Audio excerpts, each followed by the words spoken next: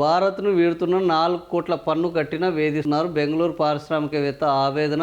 దేశ వ్యవస్థలో లోపభూయిష్టమని ఆక్రోశం. విదేశాలకు వెళ్లిపోతున్నట్టు వెల్లడి. మోదీ సర్కార్ పాలనలో ఇది భారతదేశంలో మనం కూడా అనుకున్నాం. రోజు 146 మంది, నెలకు 146 మందో భారతదేశాన్ని వీడి విదేశాలకు వెళ్తున్నారు. ఇందుకు ప్రధాన కారణం ఏందయ్యా అనంటే ఈ దేశంలో ఉన్న పోలీస్ వ్యవస్థ, ఈ దేశంలో ఉన్న పన్ను వ్యవస్థ, ఈ దేశంలో ఉన్న న్యాయ వ్యవస్థ. ప్రధానంగా ఇవే. నిన్న కూడా ఒక వార్త చూసినాం. ఈ రోజు పన్నులు 50% మేరకు దాదాపుగా కట్టాల్సి వస్తుంది ప్రజలు. తాము సంపాదించిన సంపాదనలో ఓవరాల్ గా జిఎస్టీలు, ఇంటి ట్యాక్స్లు, కరెంటు ట్యాక్స్లు, రోడ్డు ట్యాక్స్లు, ఇన్సూరెన్స్ ట్యాక్స్లు, ఇట్లా అనేక రకాల 50%, 100 రూపాయలు సంపాదిస్తే 50 రూపాయలు ప్రభుత్వము రకరకాల పన్నుల పేరుతోటి జనం జేబుల నుంచి డబ్బులు తీసుకుంటుంది. కానీ ఆ 50% మేర వీళ్ళు ఆ పన్నులు తీసుకున్న దానికి వసతులు కల్పిస్తున్నారా అంటే అది మాత్రం లేదు. ఇంతే శాతం తీసుకుంటున్న యుఎస్, అమెరికాలో ఇక్కడికంటే అనేక వసతులు.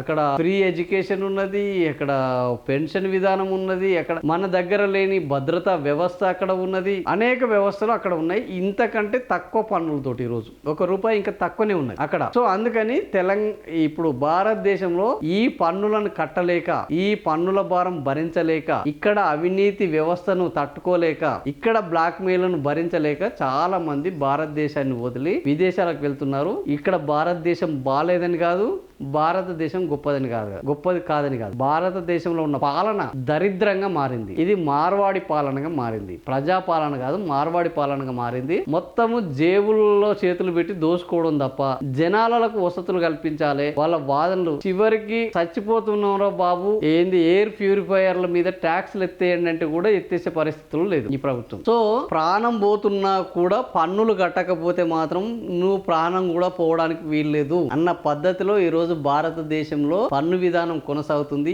ఈ పన్నులను ఇక్కడ చూస్తే 4 కోట్లు కట్టాడు పన్ను. 4 కోట్లు కట్టిన తర్వాత కూడా ఇంకా వేధిస్తున్నారట. సో ఈ రకంగా పన్ను వెన్నుపోటు భరించలేక చాలా మంది భారతీయులు ఈ రోజు ఈ దేశంలో ఈ సంపాదించి, ఈ కట్టి, ఈ వేధింపులను భరించడం కంటే విదేశాలకు వెళ్ళి అక్కడ సంపాదించుకుని అక్కడ రాయల్ గా చాలా ట్రాన్స్పరెన్సీ పద్ధతిలో ఉండడం హ్యాపీగా ఉన్నది అన్న పద్ధతిలో భారతదేశాన్ని వీడి వెళ్తున్నారు.